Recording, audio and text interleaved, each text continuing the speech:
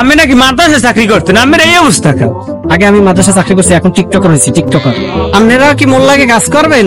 তাহলে টিকটক করবো মনে লন সবাই মিললে একসাথে। আমি সাদা কালারের মধ্যে আসুক্য কালার লাগাইছেন, আমি লাগ যদি মোরা টিকটক করি সমাজের মানুষের মুখ কইবে কি? আরে মেয়া, সমাজের মানুষ দিয়ে কি করবেন? সমাজের মানুষ কি আপনাকে টাকা দেবে?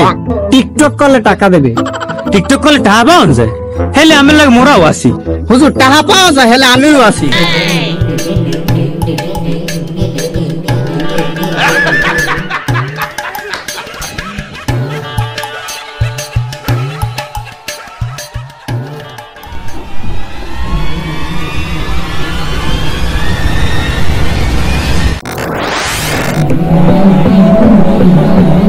যখন তোমার কেউ ছিল না তখন ছিলাম আমি, এখন তোমার সব হইয়াছে পর হইয়াছি আমি।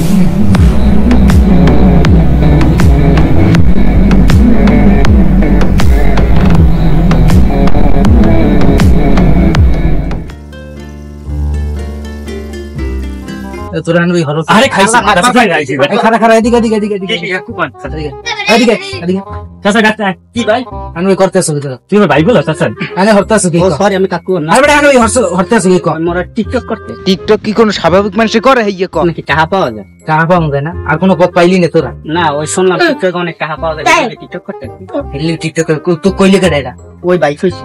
টাকা পাইছে তোর ভাই পাইছে কি? না ওই এই কইছে যে পাই। সেদিন তোর ভাই মোবাইলে দেখলাম একটা আছে ওই বাংলাদেশের ব্যবসা করতে, হইয়ের পর নাকি টিকটক ইয়ে ভাইরাল লইয়ে গেছে, হইয়ে পর হইলে কেডা আবার বলে আরে পানি মেরে যেতেছে।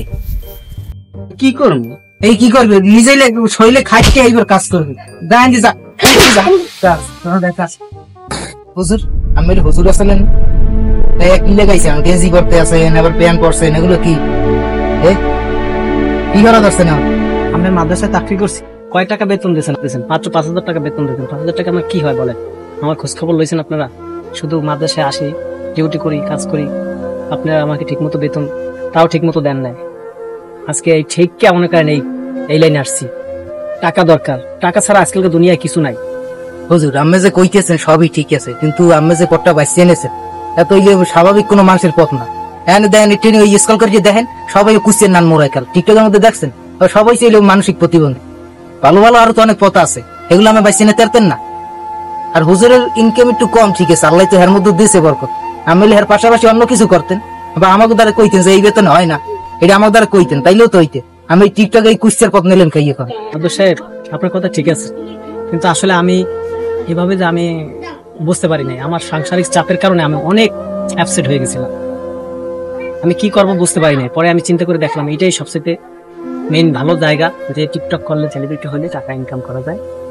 হুজুর আমি যা কইছেন সবই বুঝতে পারছি, বেতন যা দিয়েছি মনে করেন একটু বাড়াইয়ে দিব, তারপরে যদি আমার লাগে এর পর হইলে আমারে জানাইবেন, তারপর হইলে